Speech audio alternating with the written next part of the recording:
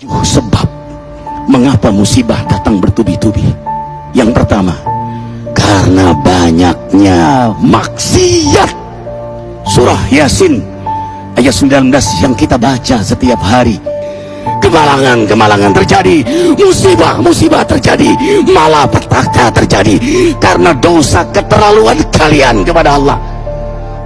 Yang kedua, karena banyaknya orang berbuat zalim. Dengarkan surah Qasas ayat 59. Kami tidak akan menghancurkan satu daerah kecuali para penduduknya banyak berbuat zalim.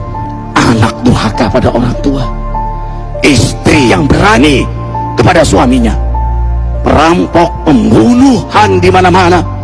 Ini mengundang bala bencana. Yang ketiga, mengundang bala bencana karena kelakuan tangan-tangan manusia. Rum 41. Telah tampak kerusakan di daratan dan lautan karena tangan-tangan jahil manusia, agar mereka merasakan akibat perbuatan mereka. Sebagian mereka merasakan akibat perbuatan mereka, agar mereka kembali kepada Allah.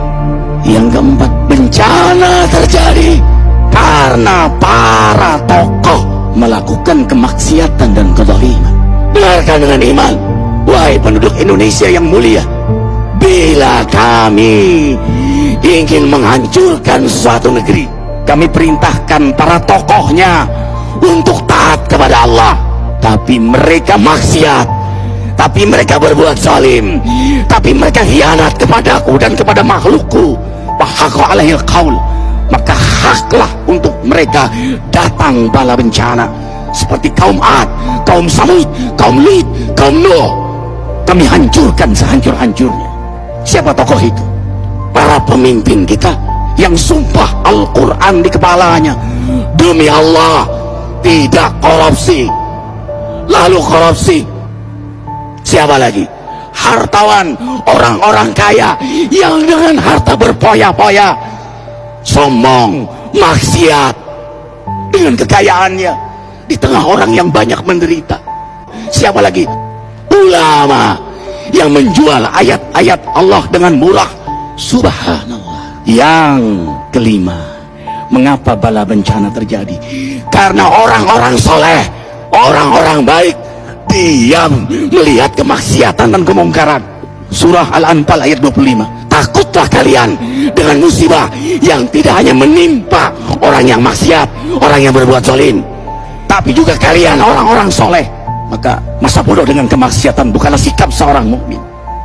Amar ma'ruf nahi mungkar adalah amal cerdas. Yang keenam, justru karena rahmat Allah, karena peringatan yang Allah hadirkan agar hadir mahkamah kesadaran kita.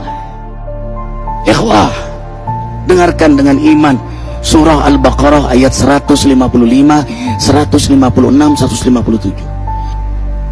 Kami pasti uji kalian dengan sesuatu yang buat kalian takut lapar, takut miskin, takut kematian.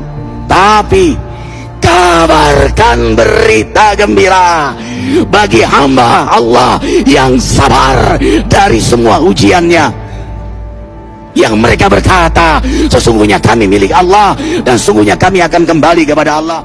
Yang terakhir, yang ketujuh, ada yang nanya, bagaimana yang maksiat yang selamat? Tenang-tenang saja. Yang berbuat zalim malah sukses. Di mana keadilannya? Allah Maha Adil. Dengarkan surah Hud ayat 15-16. Barang siapa mencari kesenangan dunia, lalu dia menghalalkan semua cara, apa kata Allah? Kami beri, tapi di akhirat tidak mendapatkan secuil pun kenikmatan, malah nikmat di dunianya menjadi bahan bakar azab untuk dirinya. Itulah istidrat. Lalu apa sikap kita sekarang? Orang beriman menjadikan peristiwa apapun sebagai jalan untuk mendekatkan dirinya kepada Allah.